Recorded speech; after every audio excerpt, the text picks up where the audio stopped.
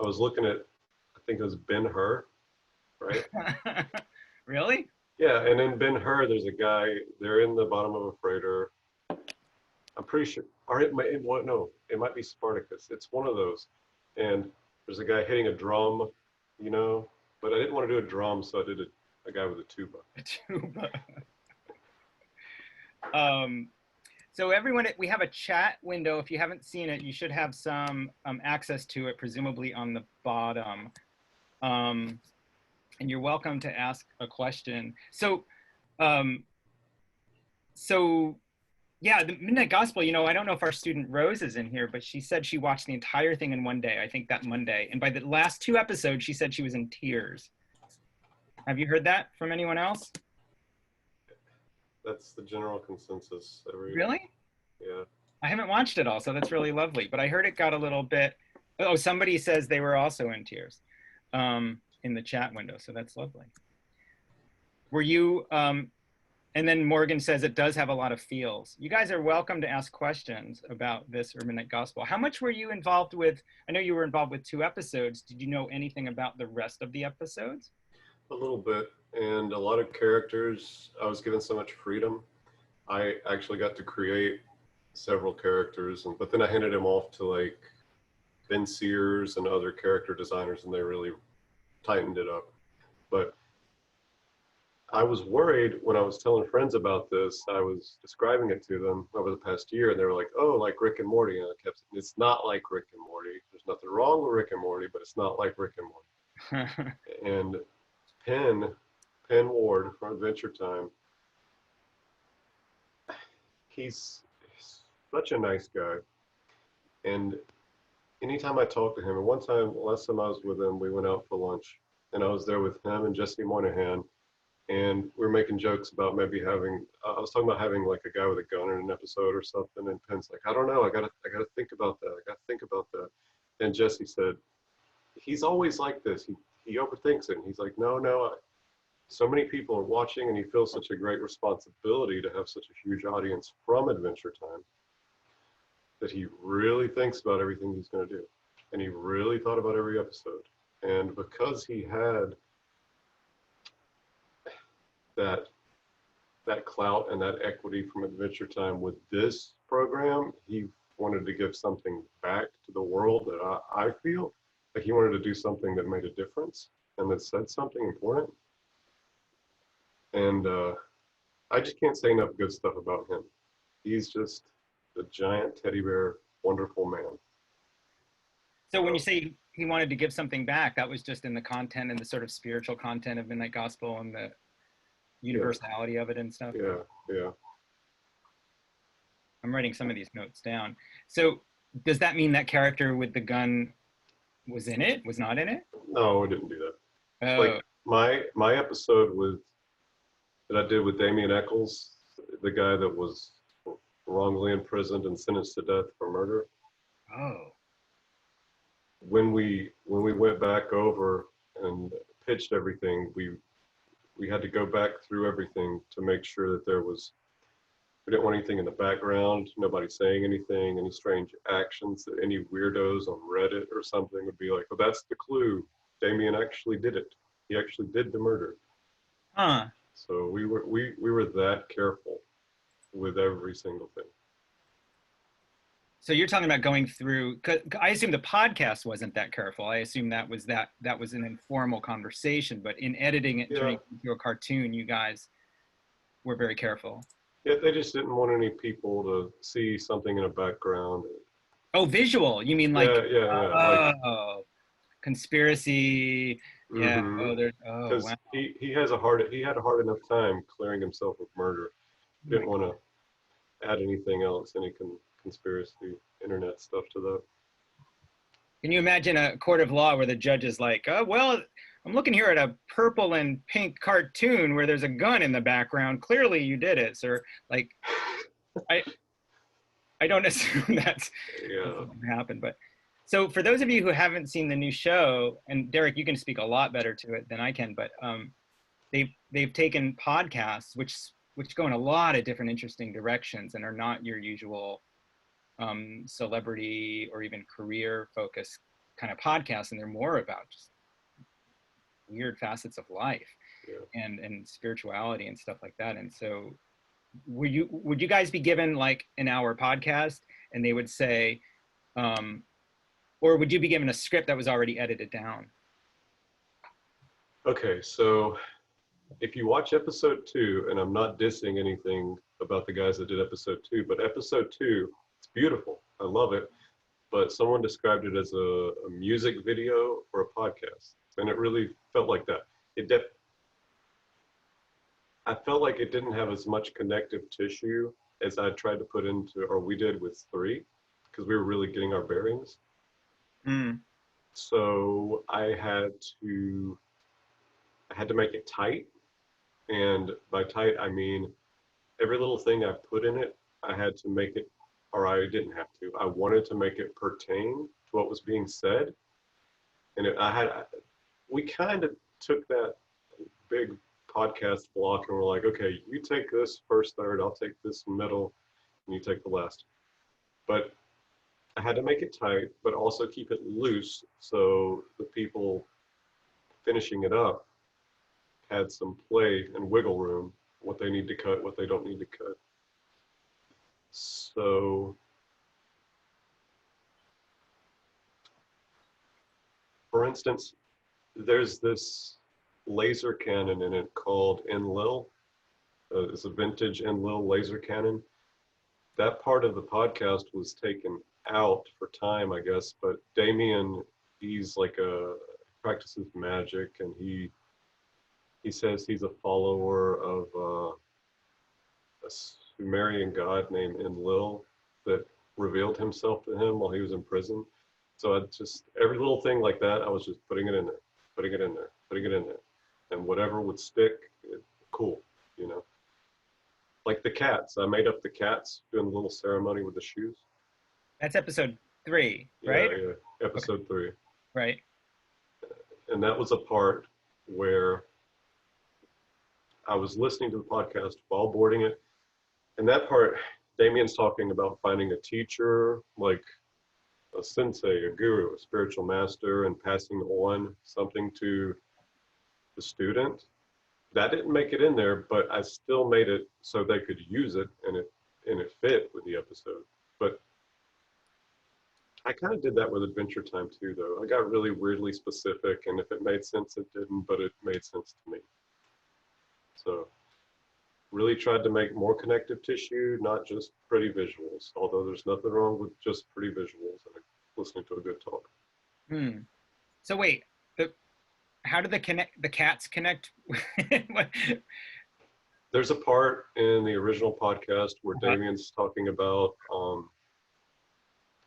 he had a teacher come teach him magic in prison, but he also had some monks from Nepal come teach him meditation and Zen. So he got more specific about talking about finding a teacher. And there's like a guru cat, and he passes some shoes, and that's something we do in every episode. And we were doing it, we're like, would it be funny if every episode Clancy got a new pair of shoes? Yeah, you know, I didn't realize that was a thing, but I was talking with somebody today about the show, and they said, I really love that one episode where they put on these boots and their legs grow long. And I was like, well, I saw the episode where they put on boots, but I didn't see their legs grow long. Right. So you guys like went out of your way to put this like change of shoes in every episode. It was just something that we were in the meetings and we were like, it'd be cool if it happened every episode. Like, okay, yeah, let's do it. All right. That just speaks to how much freedom we were given and how many chances that Duncan and Penn were willing to take on our ideas. Morgan says that episode 2 had a musical scene at the end for those who haven't seen it, but there's actually a lot of music. The other 2 I saw had songs too, right? Is there a song in every episode? I believe so. It's a guy named Joe Wong, incredibly talented.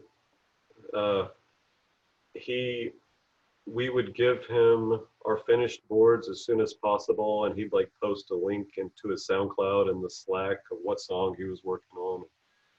Oh, excellent. Wow. It really added a whole other dimension. Very talented guy. I'm going to unmute Lisa if I can find. Oh, it's alphabetical. How wonderful. Lisa, let me see if it worked. Can you hear me? Sure, I can. Can you Oh, hear me? sure. Let's see if you can see me. Okay. There you are. Do you want to ask a question? Not so much a question is I had always assumed storyboards were just drawing out the story moving along, but it sounds like you're much more a part of the process. Well,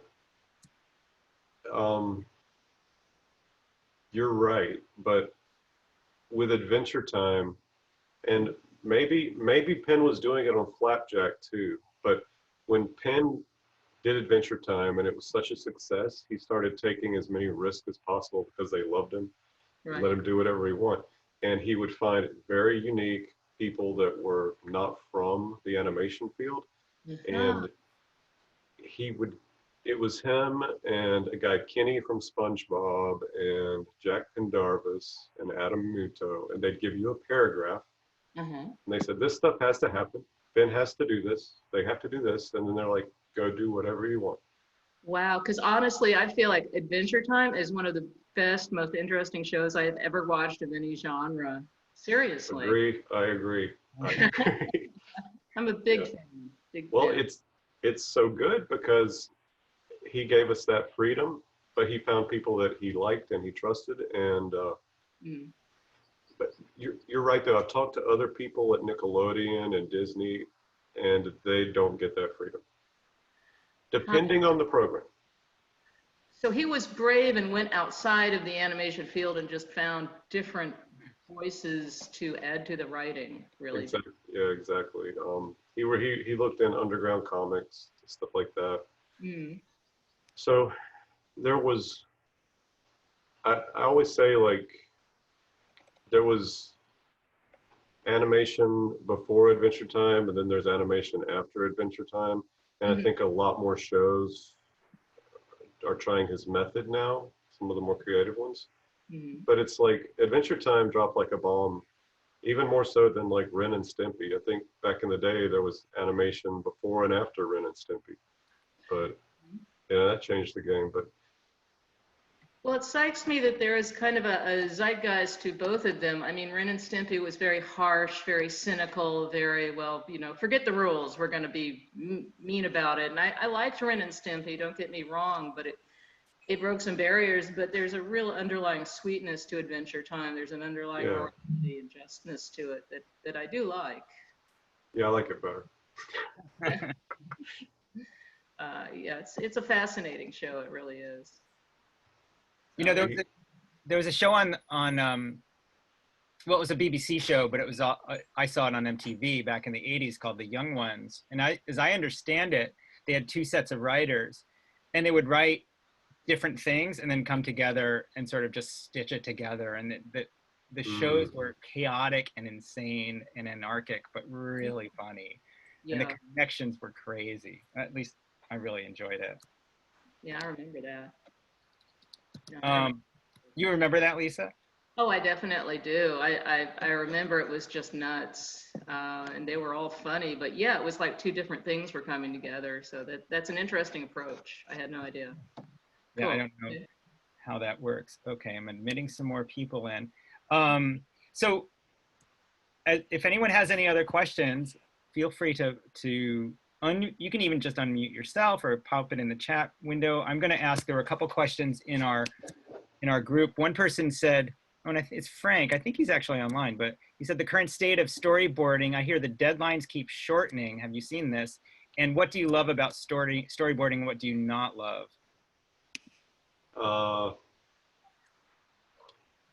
My deadlines were crazy. And so I've always had crazy deadlines. Well, what I don't like is that I don't sleep for 5 weeks. But that's my own fault. You know, if I go off on a tangent, I can't help myself. Like you saw how tight my boards are. I want it to look a certain way very specifically. Other guys are smarter than me and they'll be like, this is just a general idea of what's happening. It doesn't, like this brick wall doesn't have to have 3 tiers, and it doesn't have to have a clock, and I'm like, it has to have the clock. But Doesn't if have you, to. like, it's not like comics. It's like comics, but it's not. You know, like I said in the recording, in comics you can have 2 panels, a kid with a baseball, and then a broken window. You know, but in animation you have to draw a schematic that probably goes 6 pages of the baseball and the shattering glass. And I always screw myself because I want to do complicated things, and I have to stay up all night. And it's like, I'm not getting paid by the hour. It's like salary, you know. So, I but finally, go ahead. yeah, I was just going to say that deadlines, there's a reason why very few of those guys have kids or a family, because they live at work. I've heard that about other, people in LA. And you don't live in LA, just to be clear, right? Yeah, live here. I was going to say I finally got to look at some of the joint storyboards that you do with Jesse. I mean, I saw your section and Jesse's section, and his are much more loose. And he clearly, and it's fine, right? I mean, both get the job done, but you have this OCD or compulsion or something to make them really perfect, and I really admire it. And Jesse's done like 10 times the amount of work I've done. Jesse's the art director on the new show. He's the art director and not just Right. He's enjoying that. He likes that. He's not boarding right now. Is he? I was going to say he's in charge, but not doing the hard work, right? Or the labor. I mean. Well, Okay, never mind. Okay, so we have somebody who would like to ask a question, and I think I just unmuted them, but I might have lost track of who it was. Christy, do you have a question? Oh. Cool. Yeah. Oh, I'm here. Yeah. Oh, yeah. I just wondered, I think I typed it in a while back, but I was wondering on your projects, because it sounds like they're not as micromanaged as some others. I was wondering if they hand you a set of rules about how the world works in these animated worlds, or if that's something you're allowed to kind of improvise on the fly. Where is Christy? She doesn't have her video on, so she's okay, turn it on. Fine. No, you don't have to. I was just disembodied voice. I'm here. Okay, so on Adventure Time, there was a strict set of rules because I came on season 6. But Midnight Gospel, it was like the wild, wild west, and I could just do whatever I want. We were making it up as we went along. Even the world, the rules of the world, the process. And that was so much easier. So much easier. Even as we were boarding, like if you look at some of my stuff, it looks off model now, but at the time we were like, maybe Clancy's nose will be like this, maybe it'll be like that. Who knows? Oh. But Adventure Time, how did Adam, he used to put it, he'd be like, this doesn't line up with Jake's persona, or this doesn't line up with how they would react to this, and you'd have to change it. So there's definitely a strict set of rules, but if you come on at the beginning of a new show, it's not like that. I got lucky with Midnight Gospel. And then do they add that to kind of like a character Bible, or like a Bible of how the world works physically and what can and can't happen? Yes, there was a visual Bible of all the characters. Everything else at the pitch meeting, the showrunner would just be like, no, he wouldn't do that, you know.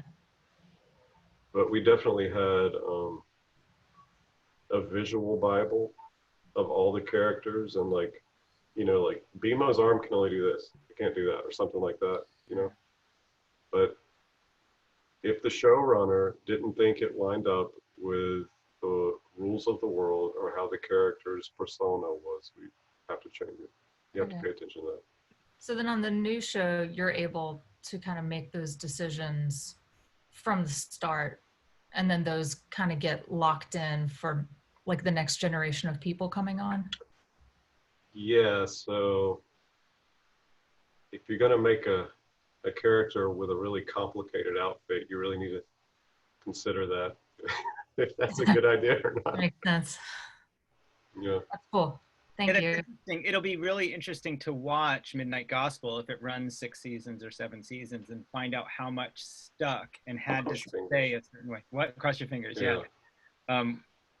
But it might happen, right? There might be certain rules that they say, even though it was the Wild West in season. Oh, there already are. There already are. Yeah. As we were going. Yeah. Can you give an example? That's really interesting.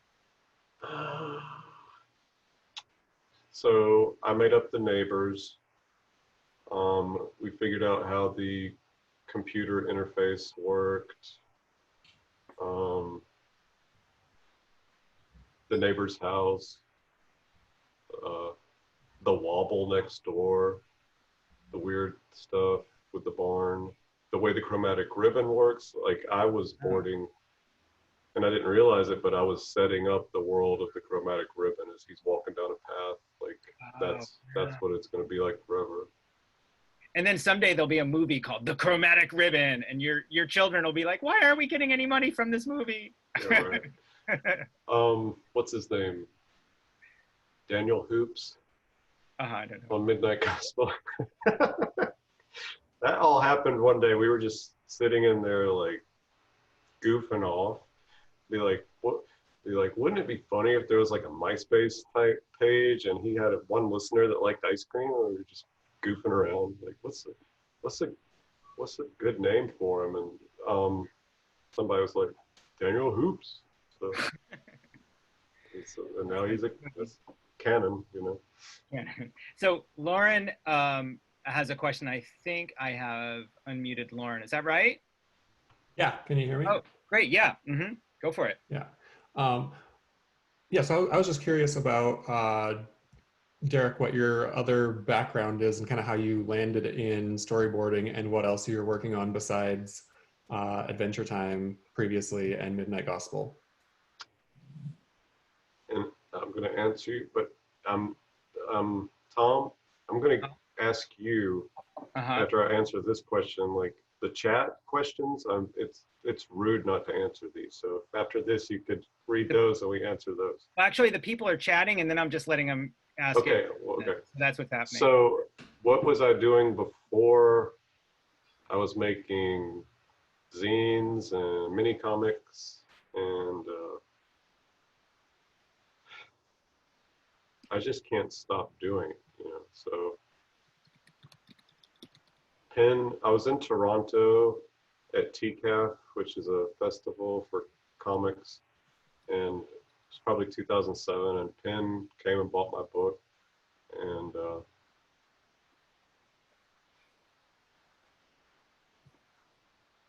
prior to that, handmade zines and mini comics.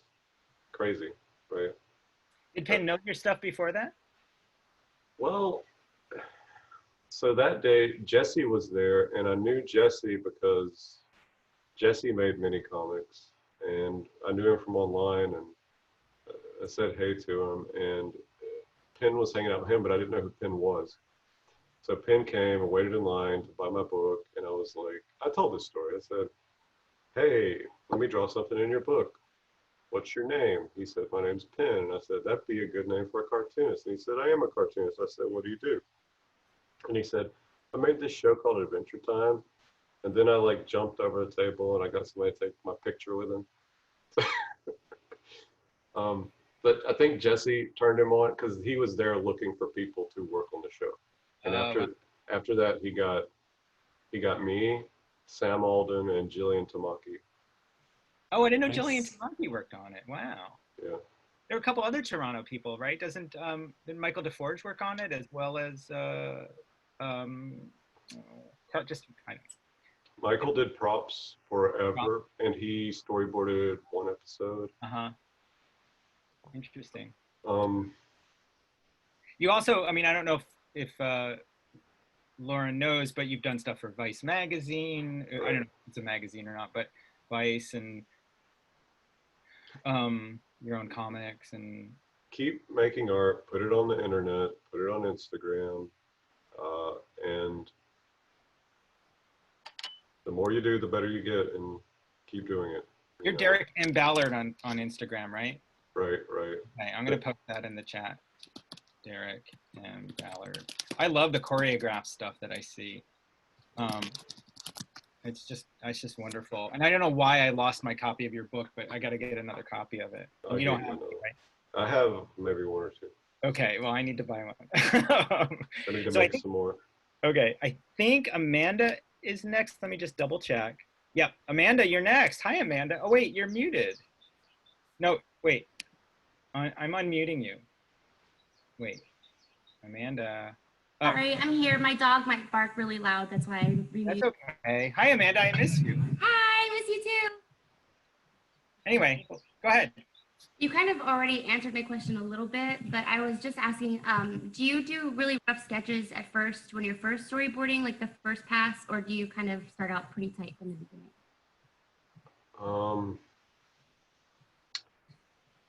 My first pass looks like a comic in that it doesn't have to be moment to moment, but the way I do it is my first pass is often tighter than my second and third pass. I know. I don't know. I know. I know. But like those setup shots, like in the van, I'm like, I want this to look like this, draw it tight, and then later on, the actions can be loose after those setup shots. So my first pass is tight. It's like, new scene, this is happening.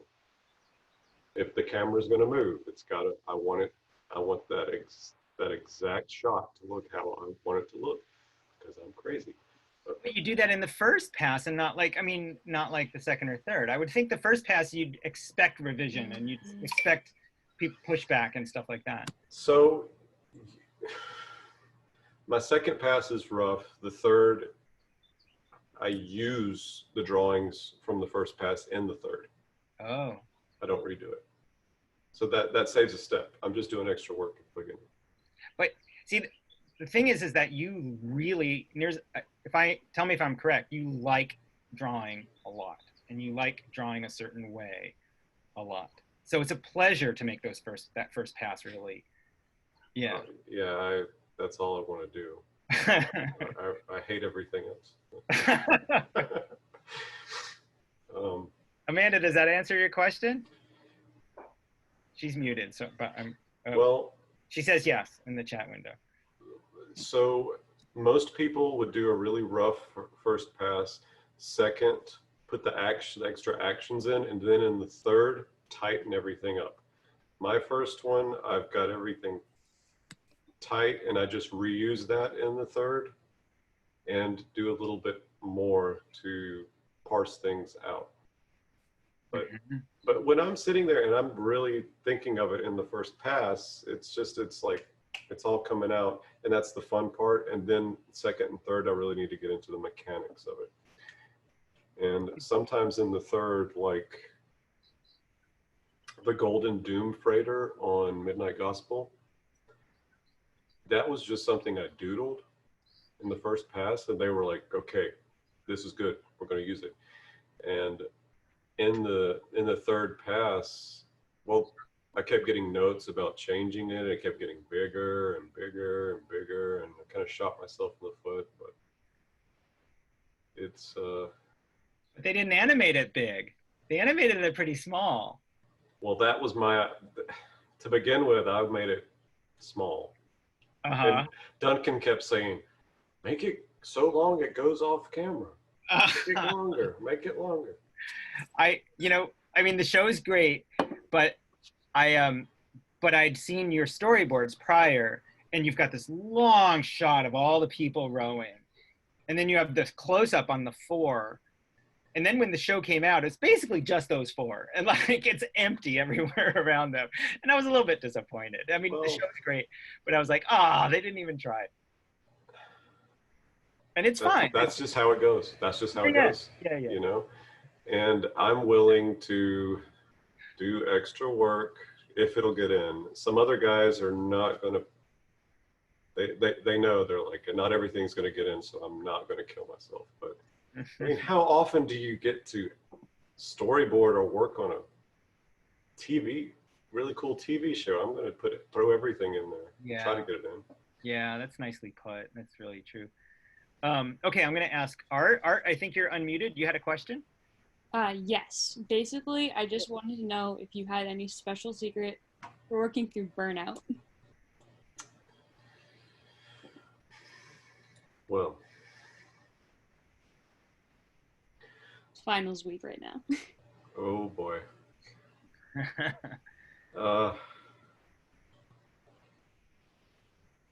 You can say no. Okay. Now,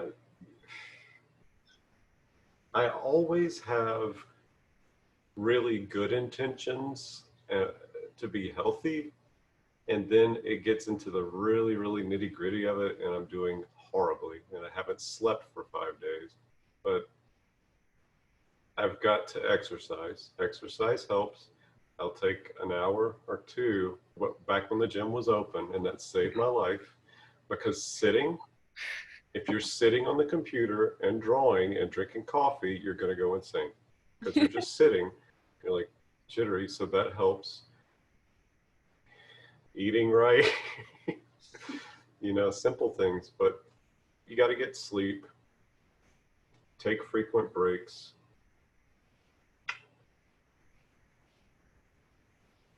But if you're on a deadline, like, take it easy on yourself. Don't be hard on yourself. It's a work in progress. Burnout how though? Like physically, or you just can't think of a new idea? Which one? I mean, yeah, I just get stuck. I mean, I go to the Institute of Art and Design, so I have a lot of like different art projects I'm in the middle of, and I'm so burnt out. I'm only in my sophomore year. But like I'm usually at this point in the semester, I am so disgusted and don't want anything to do with art. But like, obviously I want to do that for a living, so I got to learn how to work through that. Don't have too many things going. Limit yourself as much as possible. Don't be mean to yourself about it. But if you have too many options, it's going to make you sit there, and it's like looking on Netflix for a movie and you just look for 2 hours. Same. So limit yourself. Like, tell yourself, I'm only gonna give myself 2 hours this morning, and I'm only gonna use this and this. And you'll end up being more creative, and you won't get into that hole. That saved my butt. That's the only way I can finish comics, is if I limit myself. Don't have too many options, and don't get too many projects going all at once. And you feel bad because you're not finishing anything, and you beat yourself up. Yeah, that's really good advice. There's this whole idea of, FOMO, of fear of missing out, and I don't experience that on social media at all, but I experience it in my own work. I get overwhelmed. Like, if I work on this idea, I don't work on this idea, and oh no, there's going to be a problem. So the best thing I can do is be like, this is the idea, today is the day, that's it. I don't know if that's what you're saying, but yeah. And when I was a young man, I'd be like, I want to do 3 comics or 3 mini comics, and I wouldn't finish any of them because I'm trying to finish 3 things at once. And then you feel really bad about yourself and burnt out. Okay, we don't want people to feel bad. Mm-mm. Not from Art anyway. No. Rachel has a question. I'm going to unmute Rachel. Rachel, are you unmuted?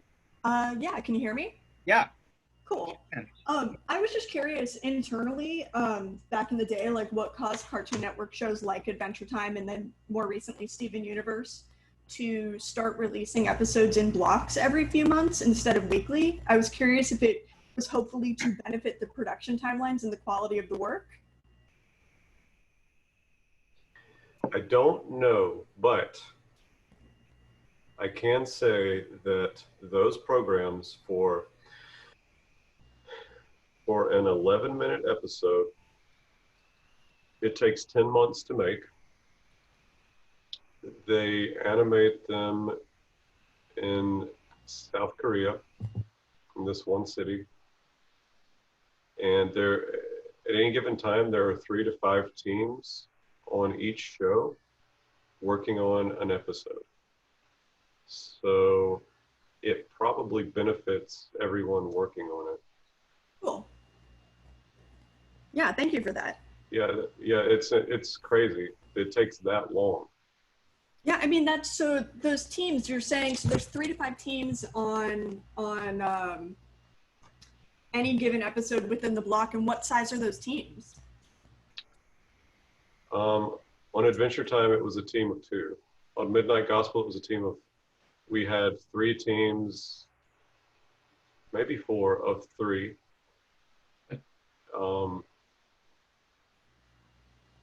And we would divide it. On Adventure Time, we would divide it into thirds, and there were only 2 of us, and someone would get the beginning and the end, and someone would get the middle, because somehow that's how it works out being the same. Like the middle ends up being pretty fat, and then the beginning and the end, put it together, it's about the same size as the middle. But the blocks, it's probably so nobody's gonna die. Yeah, that makes sense. Yeah. That's storyboard artists. How many people does it take to animate in either? Well, on Adventure Time, like I said, they sent it to South Korea, but on the new show, they're doing it in-house at Titmouse. And like, if you walk in there and like, if you look where they're making Big Mouth, there's just like 50 people at cubicles working furiously, you know? I used to really long to be in that world. And then I encountered a few offices like that where I would go into the animation studio and they're, first of all, they're in the dark.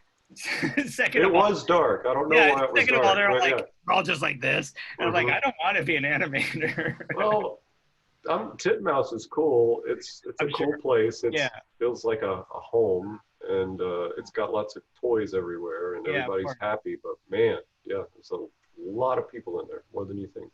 Yeah, and that's not even. I mean, what they do is so much more fluid and probably in a lot of ways creative than say what they're doing in a lot of 3D animation production houses where you have one person just animating hair all day. You know, absolutely. Anyway, so we've got a couple more questions. Please, if I've missed you, just post. But that was Rachel. So Lisa had another question, and then Barry has a question. So I think Lisa might still be unmuted. I'm here. Yay, hey Lisa, go ahead. Yeah, I was wondering, is there a story or project you'd like to work on which you doubt will ever be made? Something that you think wistfully, wow, that would be great if only, you know, there were backers and stuff, or is it something you wish to work on? I would like to work on more Midnight Gospel. So I have a daydream of maybe when I'm 50, I could pitch my own show, make my own show. Why not?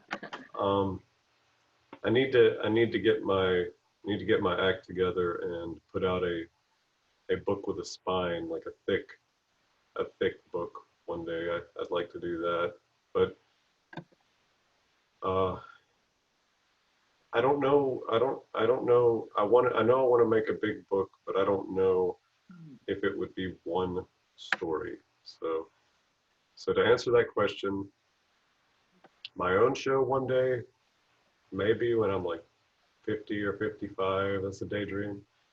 More Midnight Gospel is a nice dream, and I'd like to put out a big book before I die. Okay. Well, that's not too much. I'm not doing. Yeah, I try to give myself some realistic goals. Right. But I guess it's hard to get in to see those people to pitch a TV show. Well, Cartoon Network. actually, If you go on their websites and you dig enough, anybody can pitch. Anybody can take a storyboard test. Huh. Yeah. Who knows? I might give it a whack someday. We'll see. Nice. Thanks. Thank you. Derek, you'd probably have to move to LA if you did that.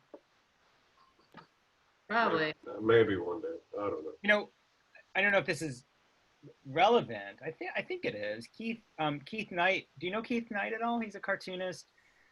He's been around a long time. I've been at a lot of parties with him. Well, Keith really wanted a show. He really wanted a TV show, and he moved to LA for a while. And he made all the connections he could. He had all the meetings he could. And then he was like, I'm done with LA. I'm going to move. And he moved to North Carolina with his wife and his 2 kids. And just sort of let all that stuff play out. And his show is about to launch in Hulu. Really? Like day now. Yeah.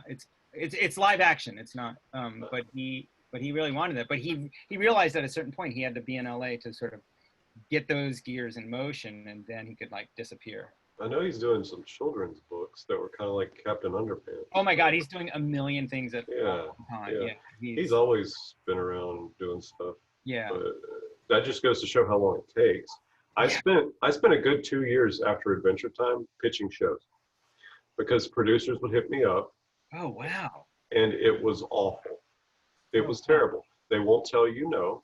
And these gatekeeper producer guys, they're not the type of guy you want to talk to. There was one guy at Frederator who was great, and he would be like, this just doesn't work and we don't like it. And that's a blessing if you have that. They won't tell you no. I've never heard. No, because especially because I'd worked on Adventure Time, and they're like, this guy, we want to keep him in pocket.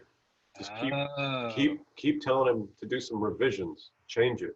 He's like, can you make it a buddy comedy where they're on a couch making jokes? Like Beavis and Butthead. There were 3 producers for 2 years, and finally,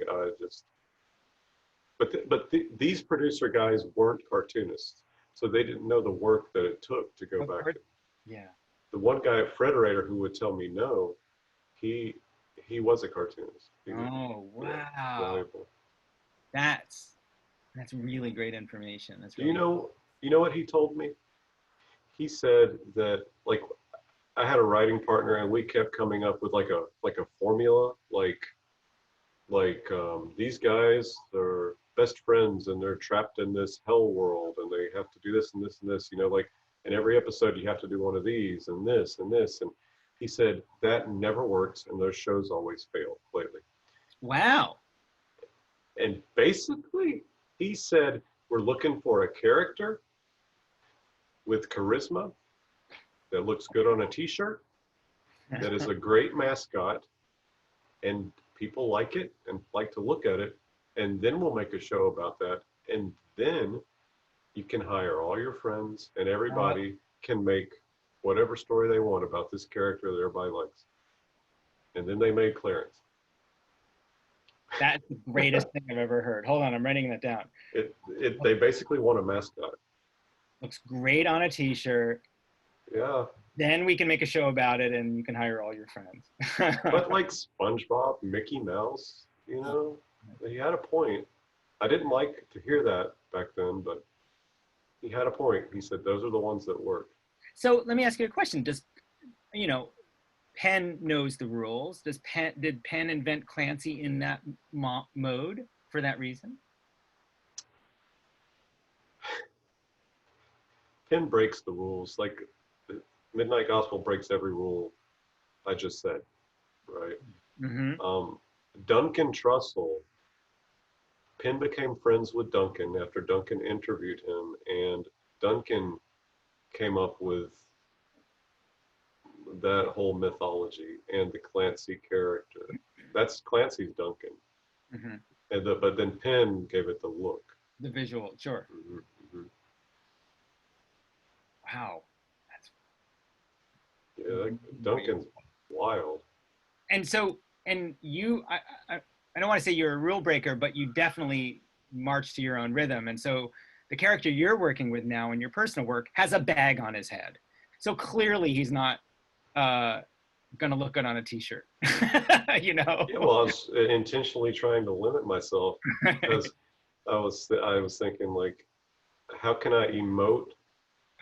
How can I show direction if there's no eyes and no face? That whole book is, I gave myself the strictest limitations and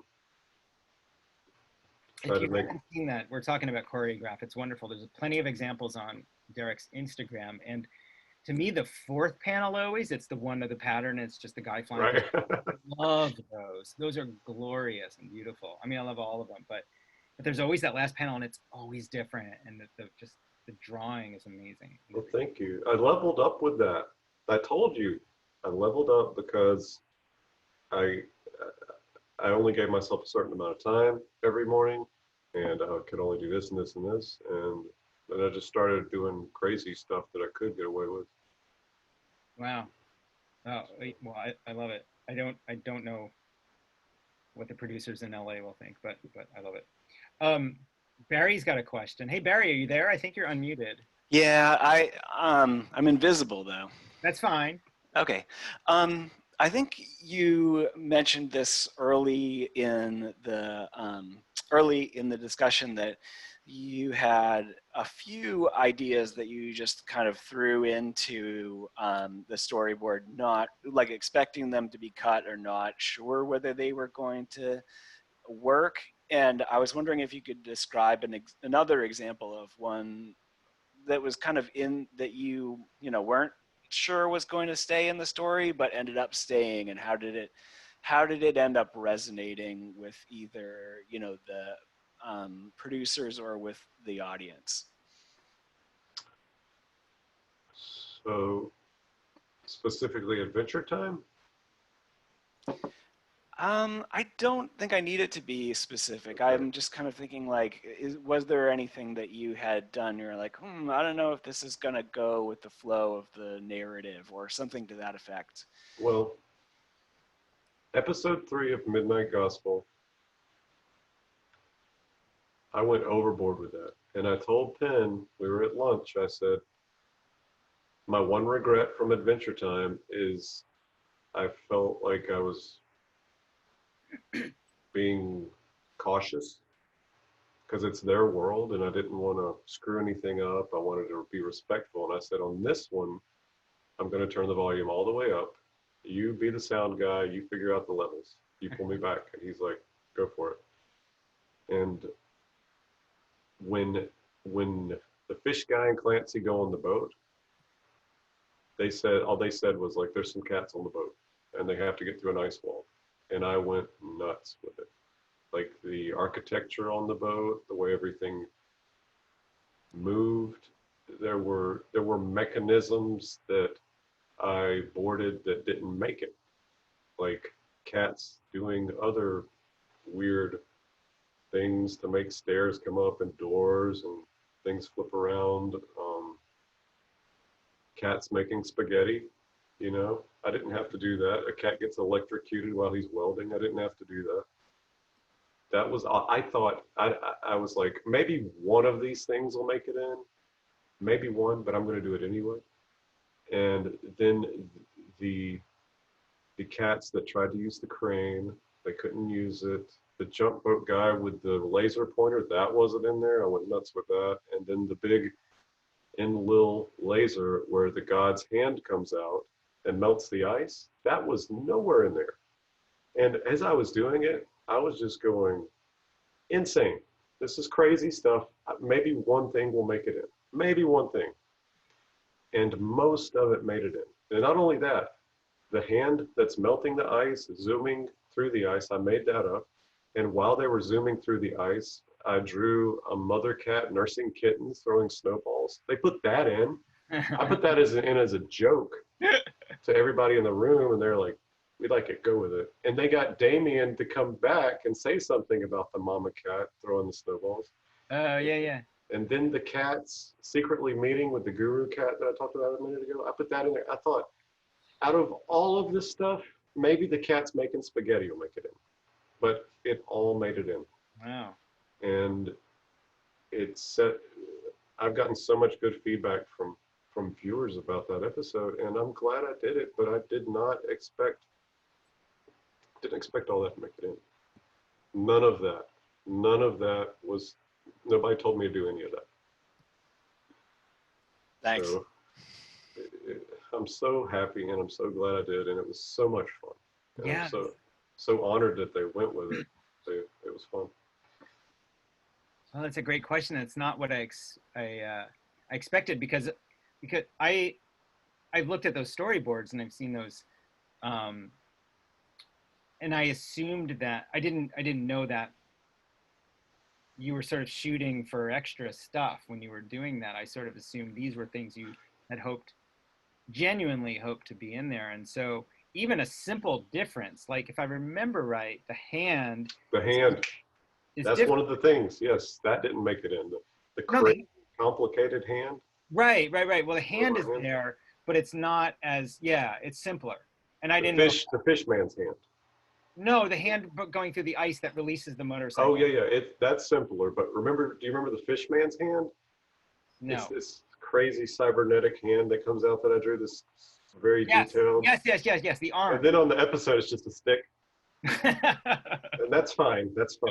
And I also drew this very futuristic iPad that he makes with his leg. And in the episode, they really simplified that. Like on my boards, he's like zooming in and doing stuff on this iPad, but that didn't make it in. Oh, interesting. I'm not complaining. The cat's making spaghetti. It's on there. There's spaghetti. That's all I thought. There's spaghetti. And again, if you haven't seen that, y'all, in the storyboarding course that we offer with all of Derek's materials, I just think those drawings of the cats making spaghetti are, from a design standpoint, glorious. They're really beautiful. Thank you. The angles, the shapes, everything is so beautiful. And you talk like 2 seconds of animation at best, maybe one. And I like it more in your storyboards, but whatever. That junk ship. All the note was junk barge. That's all the note was, junk barge. And I drew like a small city on a barge with that big Olmec type head with the guy sitting in the mouth. That was not in the notes. So like I said, I go for it. And if one thing makes it in, great. Maybe I stayed up 3 nights in a row, but it's worth it for me. I don't even know what that feels like to see that, on a big show like that. What's the feedback been on Midnight Gospel? Do you know? I'm kind of weird. I have to be careful reading about it. I get nervous. Yeah, sure. I think I'm asking what the internal, are they saying, sounds like there's going to be a season 2? Is there that kind of scuttle, We don't know yet. They gotta run the algorithms and get their metrics, and then they'll decide. But I hope so. Everybody seems to really like it, and I think I told you, not happy with this pandemic, but it did give us a captive audience. Oh my, yeah. Oh my goodness. Wow. Yeah. So Morgan has a question. Morgan, are you there? Can you hear me? That's a good question. If I'm reading. Oh, you can see it in the chat window? Yeah. I was wondering if they There we would go. additional audio for the interviewees, but I guess it makes sense that they would, given some of the responses they had. Well, a girl I know that boards at Nickelodeon asked me about this yesterday. So in episode 2 of Midnight Gospel, maybe they got a little bit, but they didn't get that much. But the more that we connected the world to the podcast audio, they would have to do more. So Damian Eccles, he came back and he added a lot of stuff in between. So when the mama cat flips him off and throws the snowball, Damian says something about, that's the mama cat, she blah, blah, blah. They got him to do, and he yells at the guy on the junk barge and he's clicking the laser pointer. They got him to come back and say that. Oh, I wondered. Yeah. I didn't even think they would have done that. Yeah, just because it would have been crazy if those were, actual, like, they didn't go back for audio. We're not that good, but yeah. Oh, I was wondering because, like, I thought, I was like, he just have a lot of cats, like, in his house, and they just added that in? But honestly, that's what I kind of assumed. Right, Yeah, and I did things. too. But then I think that same episode later, they get in this huge shouting match, and when I think about it, I'm like, that didn't probably happen for a podcast. It was really cool though. Yeah, thank you. The first episode with Dr. Drew, I don't know. Some of it he had to come back and obviously say something, but some of it, whoever boarded that was done before I came on. That was like the pitch. He's glasses man, but he says something about seeing the world through some kind of glasses, and I guess whoever was boarding it went with that. Maybe Penn did. Maybe Penn boarded it, and he became glasses man from that little sentence. Yeah, I think like the first thing Glasses Man says is he just looks at him and goes, "I'm the president." I was like, did he say that in the podcast? Like, I'm the president. Right. It's so funny. Yeah, it's a good show. I haven't gotten through it all, but I think I'm about 4 or 5 episodes in, and I'm really enjoying it. I didn't know going in that it was based on podcasts, so for the first episode, I was like, I don't know if I like this show, coming from Adventure Time. But as soon as I realized it was being built around an interview, it made a lot more sense. And I think, after episode 1, I think episode 1 was kind of the weakest episode that I had seen, and they started getting really strong after that. Well, we started figuring it out. yeah, no, definitely, for sure. And I did like episode 1, especially realizing it was based around a podcast, after the fact. But it was a really interesting concept. It's really cool. I'd like to see more. Yeah, me too. So there's this whole scene in the one you did, I think this episode 6. I mean, I hate to make dirty jokes, but like he's talking about this like butt plug for the mind and stuff.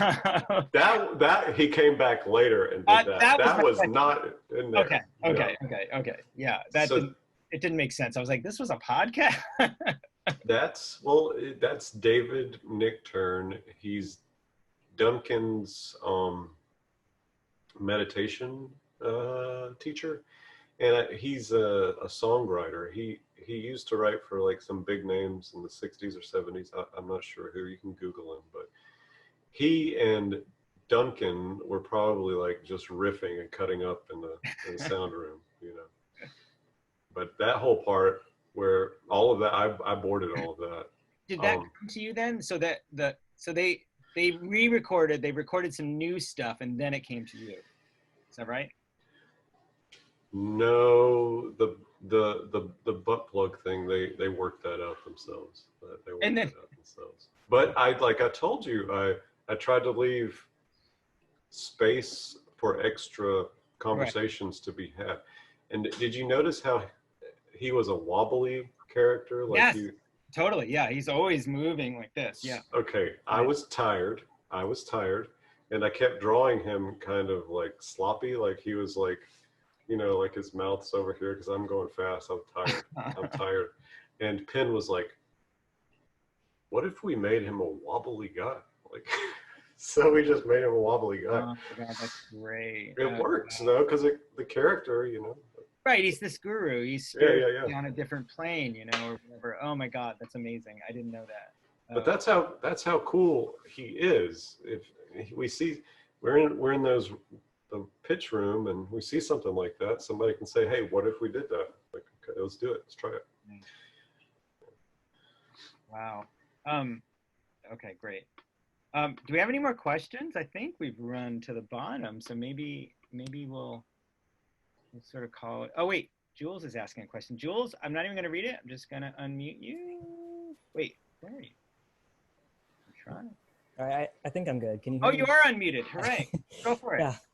Yeah, I was just wondering, it's really interesting to hear about your experience with producers and studios, and to kind of get like an insider look at the formulas that they want animated projects to follow.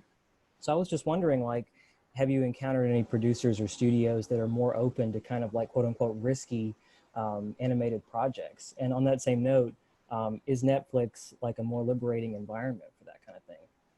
I know some people that are working on stuff at Netflix, and they're saying yes. But I think Phil Renda is head of that. What's he from? Billy and Mandy? Oh. That guy? He's a funny guy. He's a nice guy, but he's head over the Netflix started their own in-house animation. And in fact, the girl from Nickelodeon that was asking me yesterday or the day before about the audio, she's working at Netflix on a secret project too with a guy named Mike Bertino. You might remember him from mini comics. Mike Bertino is a name I know, yeah. Yeah, and if they're working with him at Netflix, then they're obviously looking for something out there more creative. If you work at, and so I don't work for Netflix, I work for Titmouse, who was contracted through Netflix, and Titmouse is definitely open to more risky animation. And there's a couple other studios like that. There's the one that does Rick and Morty. I don't know their name. But I can't say, I can't speak negatively or with any authority about Cartoon Network or Nickelodeon or Disney because I don't really know. But I do know from what I hear about Netflix is they're doing some crazy fun stuff. And from what I see at Titmouse, they're really doing crazy fun stuff. Frederator is awesome. They're great. You know, they did, you've seen a million things they've done, but Bee and Puppy Cat, they put that online. So Frederator is open, Titmouse is open, and from what I hear about Netflix, it's open. But as more creative shows get more popular, I imagine everybody's going to want the next big, awesome, cool, crazy show. Yeah, of course. Well, thank you so much. Oh, no problem.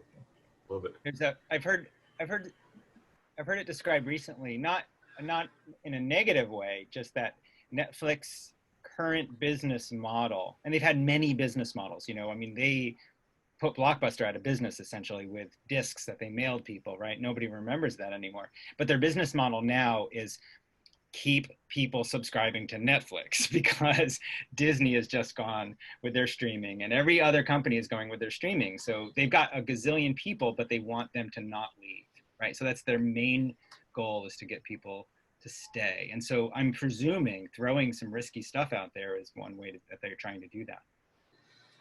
It's kind of weird what makes it and what doesn't, because Gravity Falls, I think, should have done a lot better than it did. And then around the time of Adventure Time, there were a bunch of other wacky shows that Disney put out, like Pickle and Peanut. I talked to those guys, and they loved making their show, but they were like, you know, we know nobody's watching it. Oh, and I was shocked that Tuca and Birdie didn't get renewed for a second season. Everybody was. So I don't know. Sometimes things that seem like a sure thing and should make sense don't. But it's probably because there's some square in an office somewhere. Well, also for whatever reason, which could be any number of things, it just didn't catch on. But that doesn't mean it wasn't a great show, right? You got people saying, yes, Tuca and Birdie, oh my God, yes. Like, so clearly there's some fans here of that. Yeah. There's a question, do you think there will be more remote jobs in storyboarding because of this pandemic? Yeah, I do. I think across so many different fields, not just animation, like people are realizing that, oh, I could have been doing this from home anyway, and your office doesn't have to pay for lights and air condition and heat and plumbing, you know. But yeah. I got to work remotely and it was just fine. So absolutely. I hope so. I hope that's a positive thing that comes out of this. I'm guessing if there's a season 2 of Midnight Gospel, you'll probably get the word when we're still in some sort of lockdown. Yeah, I'll go out there again. Like I'll go and visit and see everybody. I'll go do it whenever I can again, but I'm not in any hurry to go to Los Angeles right now. You know, I had my friend, do you know Sam Henderson? Oh yeah. Oh, okay. So Sam worked on the comic books for some of the Hanna-Barbera characters for a while. And he was doing the Huckleberry Hound comic. And he wrote a story where Huckleberry Hound, who is utterly naked except for his bow tie, where he loses his bow tie. And this was like probably late 90s, early 2000s, and they had to have a bi-coastal meeting. People flew in from New York to LA to have a meeting about whether or not Huckleberry Hound would be naked, yeah, if he didn't have his bow tie. So I'm presuming that amount of inefficiency is not in our future. You know the statue, The Thinker? Who's that by? Rodin. Yeah. So we wanted to use that in an episode of Midnight Gospel, and Duncan found out that for us to get to use that, he had to go, or a representative of the studio had to go in person to Paris, France, and sit in front of a council that represented Rodin's. Is it Rodin? Or That's Rodin. No. Sit in front of a council that represented his family and present the case for how we wanted to use it. No way. Every time it's used in film or print, somebody has done that. Yes. So it's in Ferris Bueller's Day Off, right? Isn't it? Something like that. So somebody from Ferris Bueller's Day Off went, but not everything's like that, but they're like that. Yeah. That's like when you find out that the Happy Birthday to You is under copyright. Although I think it recently got released. Really? Yeah. Okay. Anyway, that's crazy. I didn't know about that. Amanda Green is saying if people Rodin. Rodin. And Kevin McCloskey says it's in Dobie Gillis, The Thinker. Oh, so Morgan, you had a question? Yeah, I was going to see, Derek, are you sticking around Gainesville for a bit? Are you going to be teaching any of the other courses or anything like that? I'll do whatever Tom lets me to do. I'm going to stay in Gainesville till I die. So nice. I'll stay here. feed me to the alligators. Right. Well, good to have you. Cool. Well, one more person is coming in, but we're sort of winding down. So maybe that's a good thing to sign off on. Do we have any other? I'm not seeing other questions. Amanda Green says, do a week-long workshop. Okay, well, if Derek wants to do that. If we ever open up the studio again. Oh, yeah, I want to get out.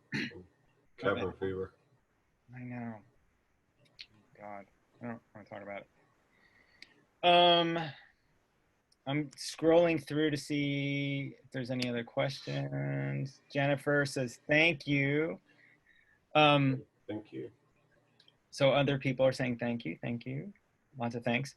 Yeah, thanks, Derek. This has been really great, and I'm just thrilled to see the connection between what you do and how it gets rendered. And I also have a special love for your lack of desire to be part of the LA system. Usually people want to run off and be a part of the entertainment machine and stuff. And I like that you have this healthy sort of distance to it. You're like, just keep LA at arm's length. It's a lot. LA is a lot. It is. I can say that. Yeah. Nice. Who's that? Yeah. Are you from there or have you been there? Yeah, I've been out here for about 5 years now. Oh, great. I don't dislike it. It's a lot. No. It's a lot. It's intense. Yeah, I'm from Nebraska originally, so it's a bit intense. Yeah. You get it. Yeah. Are you in the entertainment field or orbiting it or? Yeah, working into it. Working into storyboarding. Nice. Well, thanks for being here. Thank you.